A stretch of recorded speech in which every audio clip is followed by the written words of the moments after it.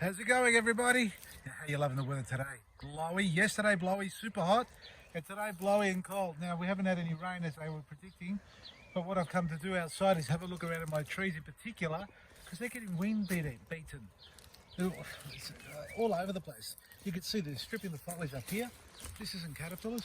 Have a look at that down there. All right, that's all getting damaged there, and it's not too bad on the apricot tree, all right? But down here, this, I've shown you this before, heat stress, high winds and heat stress, and we've got a lot of suckers. And we're going to talk about this coming up later on as the season progresses. As far as the fruit ripening, as soon as it ripens and you harvest about a week or two later, you'll be pruning off all this new growth.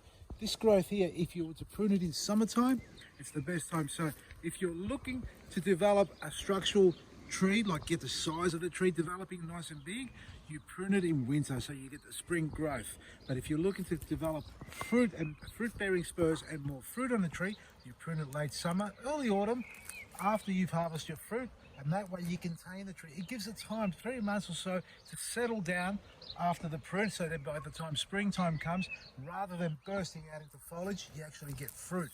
Now this tree here I pruned in winter. You can see why we've got all this new growth coming out, because this section here was died. Well, it was died. It was dead. Good English, huh, Vasily? So this part here died off. We had to cut it off. We put a bit of hydrated lime, and you can see how we've got all this new growth coming up. But while you're down there, have a look at this down here. Also, if you're going to do anything this time of the year, go out and check out all the suckers coming up out of the base. So after you got your fruit, you'll see a little bit of growth. Now I'm just cutting these flat to the ground, but ideally you want to get down below and actually take it out completely right from where it starts. I left a few buds here too, but we can cut that off. There we are. These are great secateurs, lowy number 1s for the blokes, and lowy number 4 and number 5 for the ladies with the smaller hands, and maybe the blokes too have got smaller hands. So clean them all off, get all the suckers out, all the way around like that. Any more around here? Probably.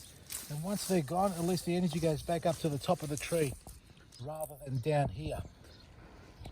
And as the season develops, we're going to go through pruning off the top and thinning out the tree so we can get a better structural integrity and more fruit out of the tree as well. Check out our website, vasilisgarden.com, for great deals and specials for you and your garden. Maresi.